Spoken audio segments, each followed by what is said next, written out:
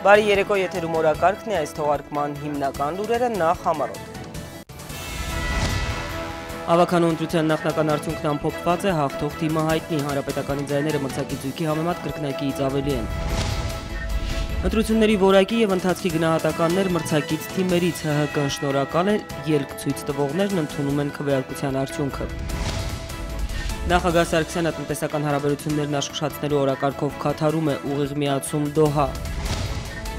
Մեկ հարկի տակ ապրողների միջազգային օրն է, երկու սեռերի թոփ սպասումները, հայկական ընտանիքի անցնող ու նոր ժամանակները։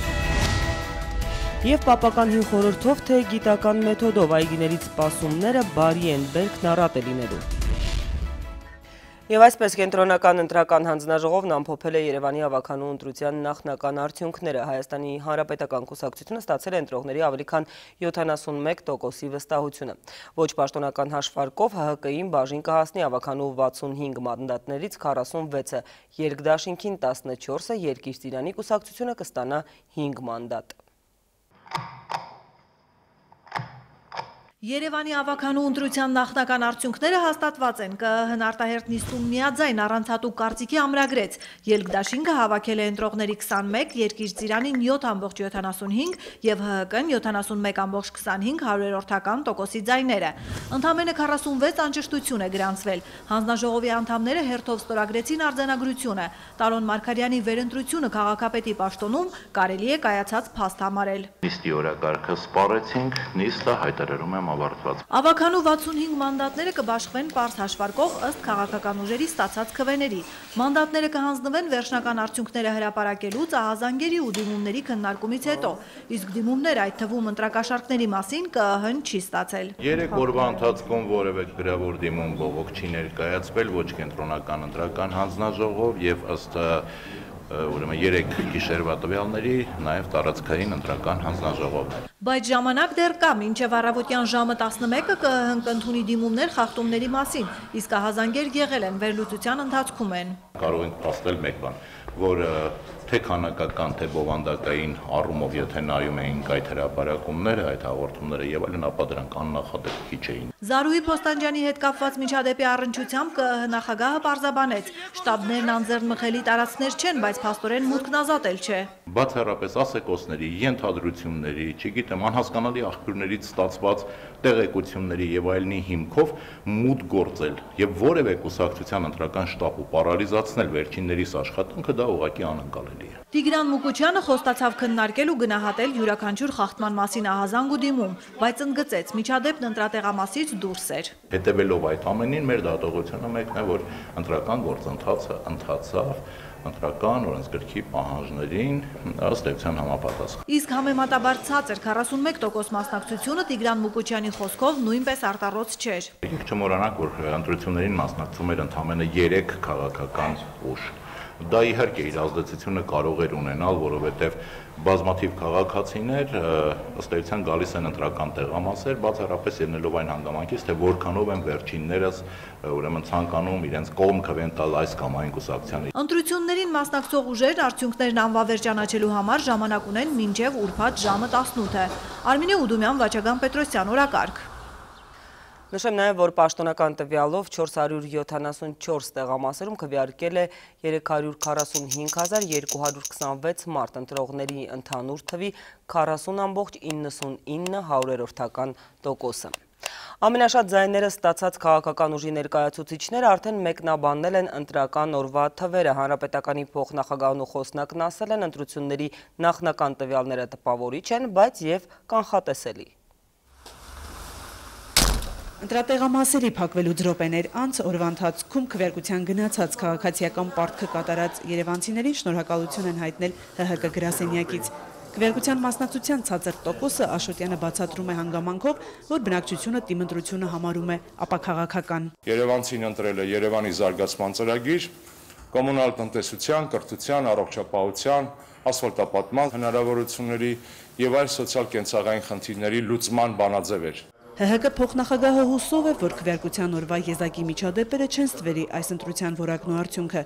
Անդրադառնալով Զարուհի Փոստանջյանի մասնակցությամբ Տարոն Մարգարյանի շտաբներից մեկում տեղի ունեցած իրադարձությանը, Արմեն Աշոտյանն ասում է. «Մենք հյուրընկալ կուսակցություն ենք, բայց պետք չէ չարաշահել դա։ Եթե ահազանգ ուներ, ըստ օրենքի պետք է այդ մասին հայտներ ոստիկաններին, ոչ թե ներխուժեր գրասենյակ։ Տիկին Զարուհի Փոստանջյանի եզրափակիչ հանրահավաքին մի քանի 100 մարդ էր հավաքված։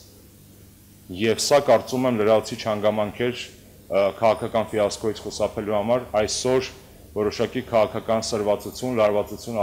առաջացնելու տեսակետից Տիկին Փոստանջյանի կողմից։ Կեսգիշերին մոտ կուսակցությունը երկրորդ ասուլիսը հրավիրեց 100-ից ավելի նախընտրական հանդիպումներից հետո, նաև համեմատելով ավականու նախորդ ընտրությունների հետ, արձանագրել են այս ընտրությունները մրցակցային էին, խնդիրներով հանդերձ վերահաստատեցին ժողովրդավարության անշեղ ընթացքը։ Նախնական արդյունքները շատ տպավորիչ են եւ դու հասնում ես, բայց նաև կանխատեսելի, որովհետեւ մենք կանխատեսում էինք, որ մեր քաղաքապետի տեխնացուն ունի շատ բարձր վարկանիշ, թիմը շատ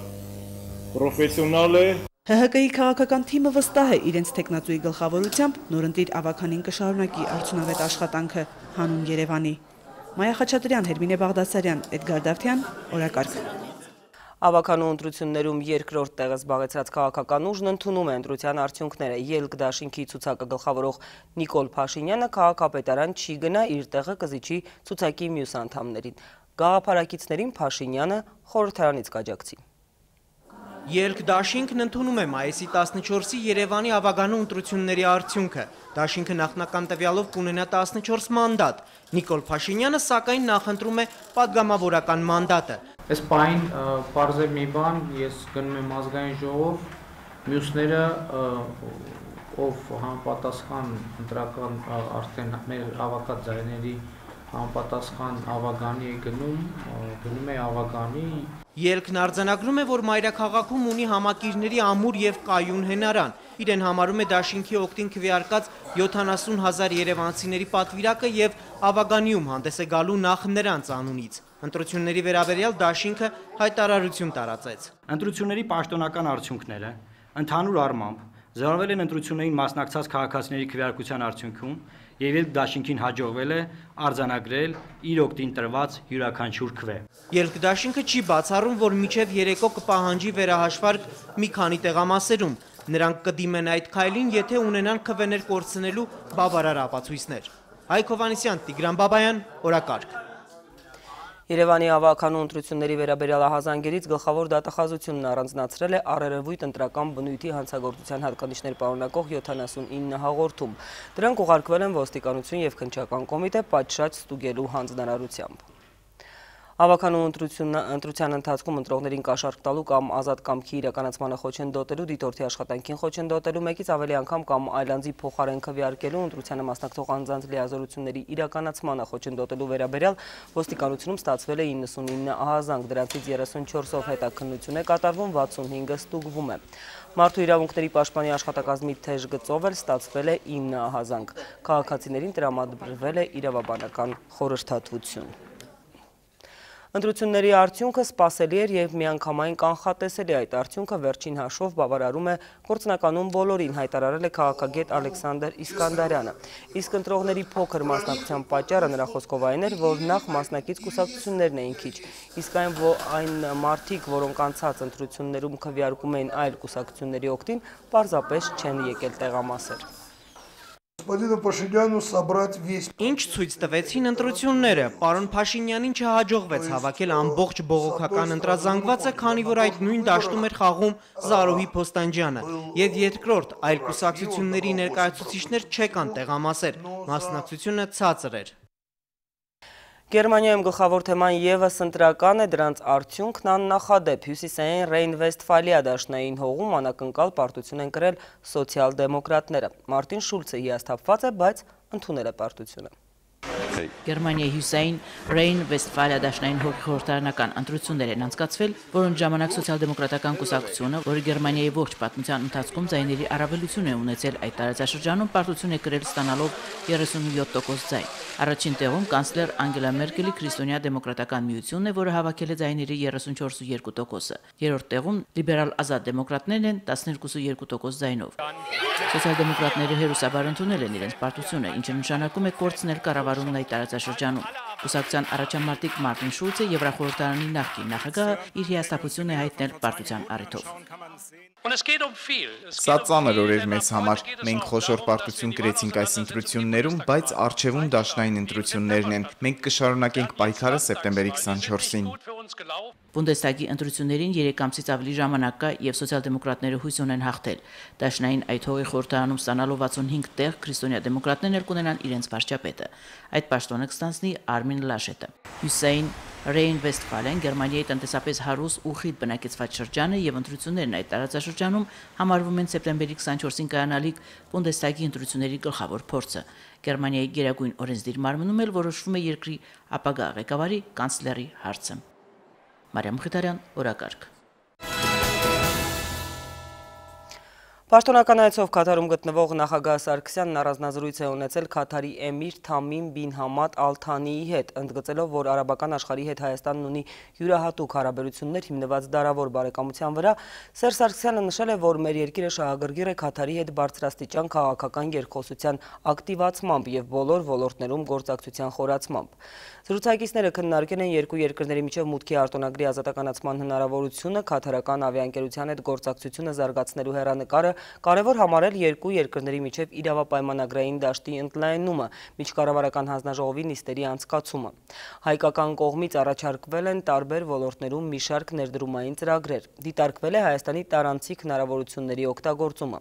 Հանրապետության նախագահի առաջարկով Քաթարի էմիրը հանձնարարել է էկոնոմիկայի նախարարին հանդիպել Հայաստանի պաշտոնակցի հետ եւ առավել հանգամանորեն քննարկել երկկողմ առևտրատնտեսական հարաբերությունների զարգացման ներուժն ու հեռանկարը։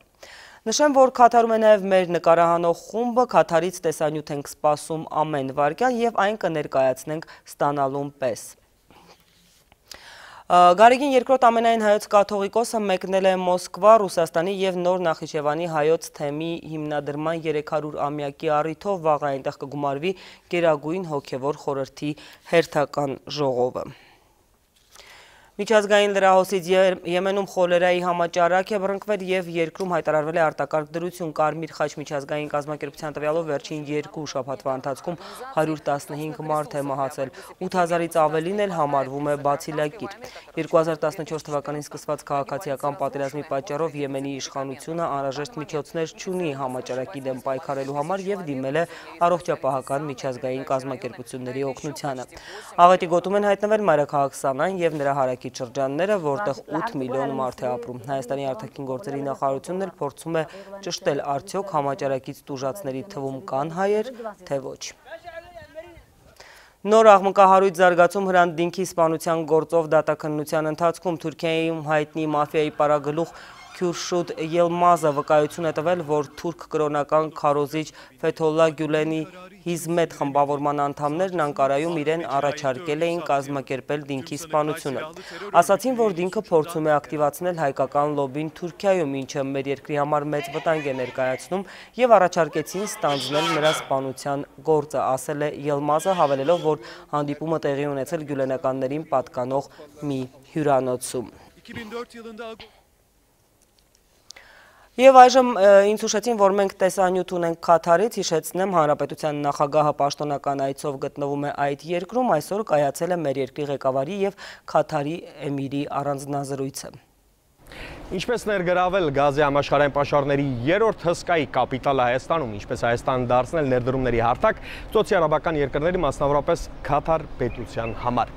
$500 միլիոն առևտրաշրջանառությունը չգերազանցող, բայց եւ խոստումնալից հեռանկարի մասին են այստեղ խոսել Քաթար պետության մայրաքաղաքում նախագահ Սերժ Սարգսյանը եւ հյուրընկալող երկրի սահմանադրական միապետության կամ էմիրության ղեկավար Թամիմ բին Համադ բին Խալիֆա Ալ Սանին։ 15-ամյա ընդհատումից հետո Հայաստանի նախագահը Քաթարում է, երրորդ նախագահ Սերժ Սարգսյանին դիմավորում են պատվո պահակախմբի փողային հնչյուններով։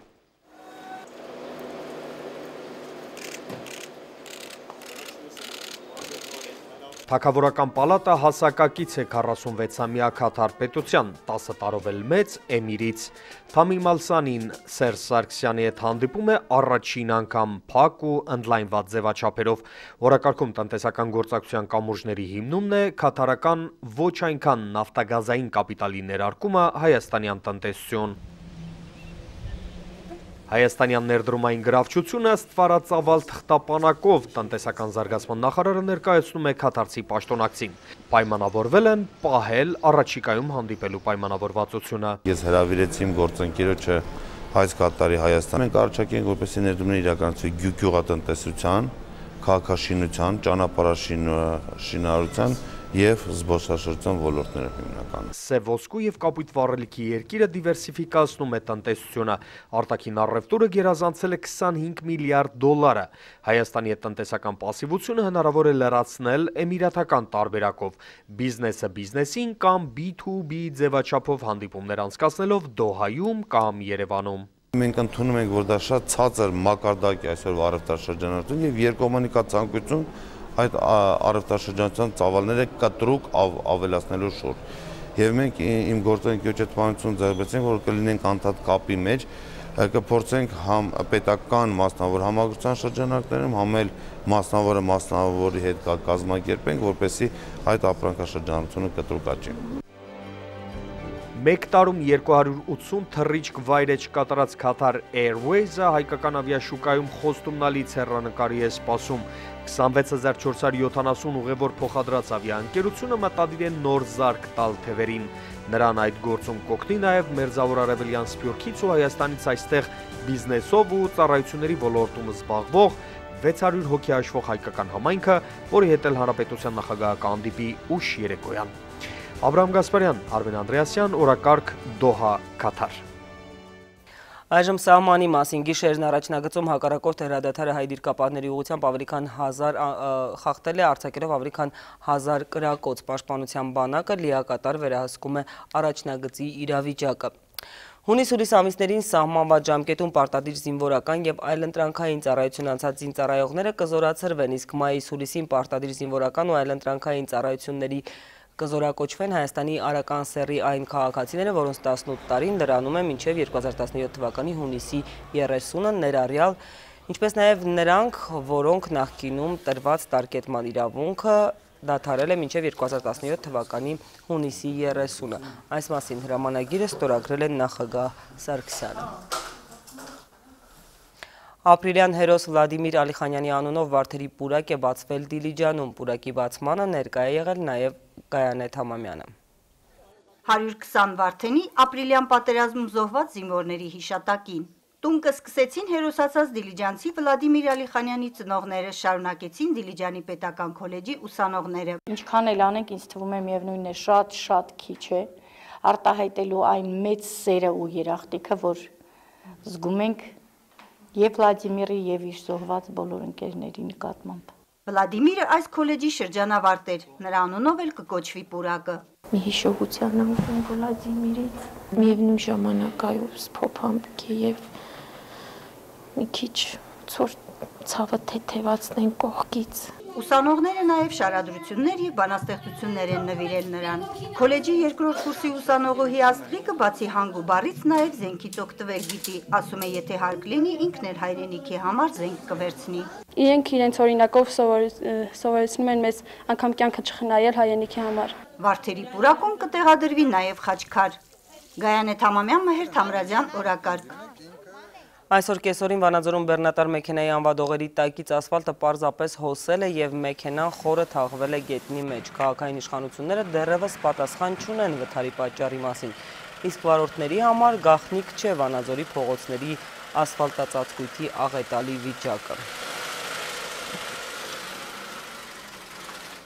Գյուղնախարարությունն ավարտել է ներկրվող եւ ֆերմերներին հատկացվող պարարտանյութի բաշխումը։ Այս տարի Հայաստան է բերվել 22000 տոննա պարարտանյութ, որոշ խմբականակ նույնիսկ պահեստավորվել է։ Մասնագետներն այժմ դիտարկում են, որքանով է տարին բերքառատ լինելու։ Ոնց եք ստուգում ծիրան մի բերք կա թե չկա։ Ուրեմն ծիրանի բերքը նայելու համար մատ նայում ենք գետի մեկսից։